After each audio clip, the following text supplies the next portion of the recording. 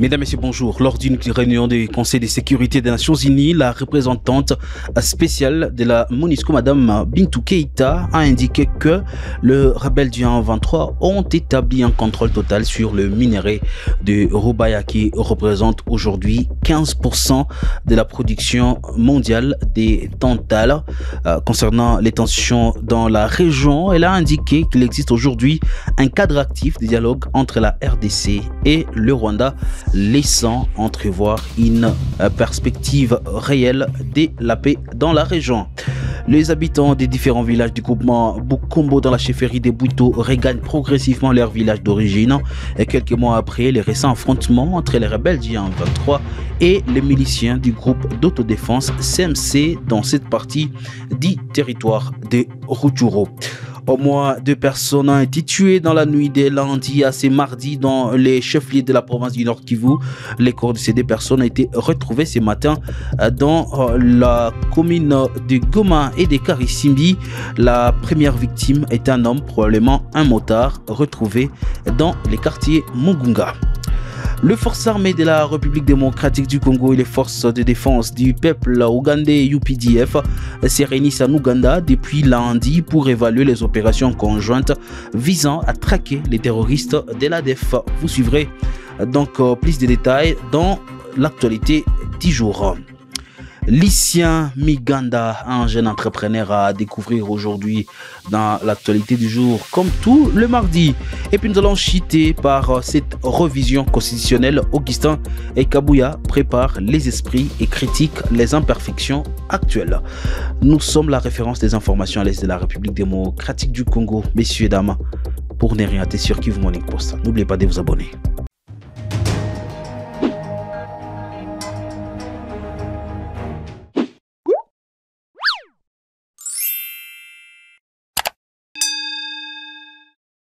Lors d'une réunion du Conseil de sécurité des Nations Unies, la représentante spéciale de la MONUSCO, Madame Bintou Keïta, a indiqué que les rebelles du 1-23 ont établi un contrôle total sur le minerai de Roubaïa qui représente 15% de la production mondiale des tantales. Concernant les tensions dans la région, elle a indiqué qu'il existe aujourd'hui un cadre actif de dialogue entre la RDC et le Rwanda, laissant entrevoir une perspective réelle de paix. Au cours de son intervention, Madame Keïta a également exprimé son inquiétude quant aux restrictions des libertés de partis d'opposition, rappelant au gouvernement congolais que la poursuite de réformes ainsi que les renforcements de la confiance et de la cohésion nationale sont des remèdes efficaces contre les appels à la rébellion armée. Suivez ici Madame Bintou Keïta. Au Nord Kivu, la consolidation du contrôle administratif du M23 sur les territoires de Massissi et de Rutshuru dans le Nord Kivu leur a permis d'établir leur contrôle absolu sur la production de coltan.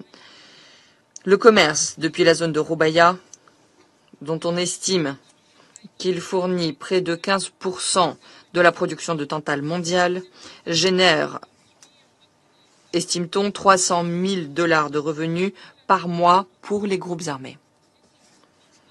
Cela est profondément préoccupant et doit cesser. Le blanchiment criminel des ressources naturelles de la RDC, trafiquées vers l'extérieur du pays, renforce les groupes armés, permettant de faire perdurer l'exploitation des populations civiles, dont un certain nombre sont réduites de facto en esclavage. Cela porte atteinte aux efforts d'établissement de la paix. À moins que des sanctions internationales ne soient imposées à ceux qui bénéficient de ce commerce criminel, la paix continuera à nous échapper et les civils continueront à souffrir. En même temps, des efforts visant à améliorer la gouvernance des ressources naturelles et leur exploitation, en développant la transparence et la traçabilité de la production minérale, sont essentiels pour progresser dans la stabilisation de l'Est de la RDC. J'encourage le gouvernement à investir dans la transformation locale de produits minéraux Les habitants des différents villages du groupement Bukombo dans la chefferie de Bouito regagnent progressivement leur village d'origine quelques mois après le récent affrontement entre le 123 et le milicien du groupe d'autodéfense MC dans cette partie du territoire de Rutshuru. Nous sommes dans la province du Nord Kivu. Selon Kingston Chukuru, président de la société civile dans la zone, des mouvements de retour des habitants sont signalés depuis quelques jours dans les villages comme Bukombo Centre et ailleurs grâce à la calmie observée. Ces cadres de la société civile précisent que malgré les retours de certains habitants, d'autres villages restent toujours inhabités en raison des craintes liées aux exactions de rebelles du 123. À Goma, au moins 2 personnes ont été tuées la nuit de lundi à ce mardi 1er octobre 2024 dans les chefs-lieux de la province du Nord Kivu. Les corps de ces personnes ont été retrouvés ce matin dans la commune de Goma et de Karisimbi. La première victime est un homme, probablement un motard, retrouvé mort dans les quartiers Mugunga, dans la commune de Karisimbi, à la limite avec le groupement Rusayo. Nous sommes dans les territoires de Nyiragongo, selon la société civile de la commune de Karisimbi. La victime a été tuée par des hommes armés non identifiés. La seconde victime est encore sans vie, retrouvée au port de Goma.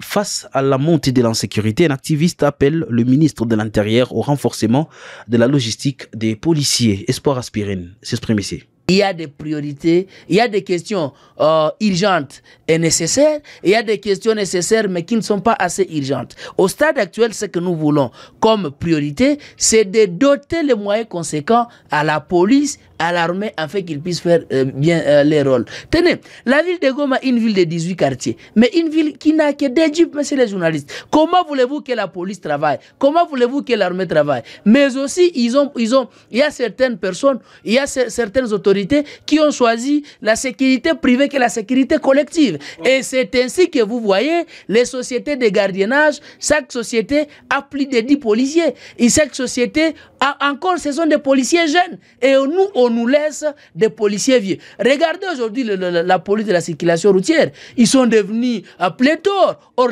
ces policiers de la circulation routière, pour nous, ils ne sont pas tellement assez importants que les policiers qui doivent rester attachés à des quartiers. Ils ont choisi de sécuriser les magasins des Indiens et des Libanais que de sécuriser les citoyens congolais. Voyez.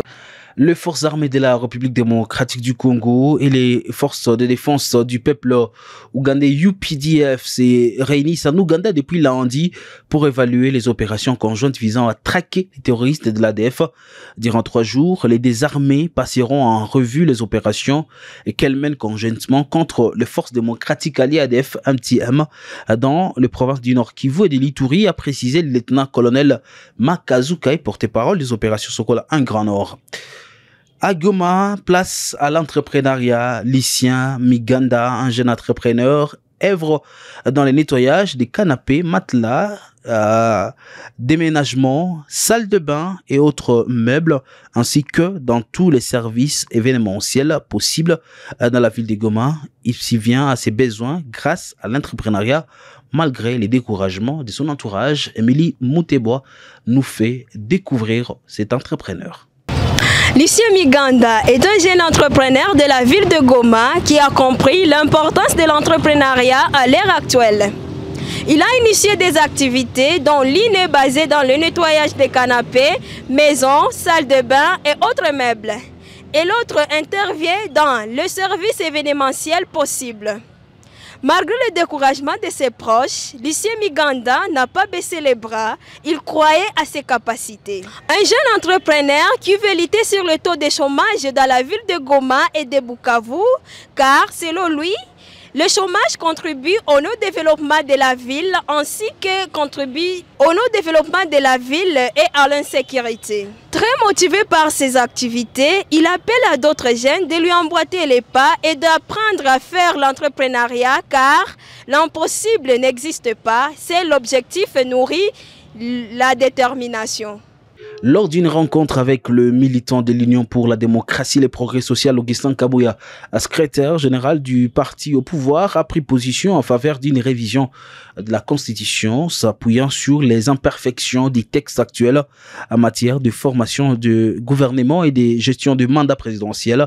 Dans son allocution, Kabouya a expliqué que la révision constitutionnelle n'est pas en soi une mauvaise chose. et quel serait nécessaire pour corriger certains dysfonctionnements observés dans les systèmes politiques congolais. Pour finir, la star. Mesdames et messieurs, ça sera tout pour l'actualité du jour. Merci à vous de l'avoir suivi.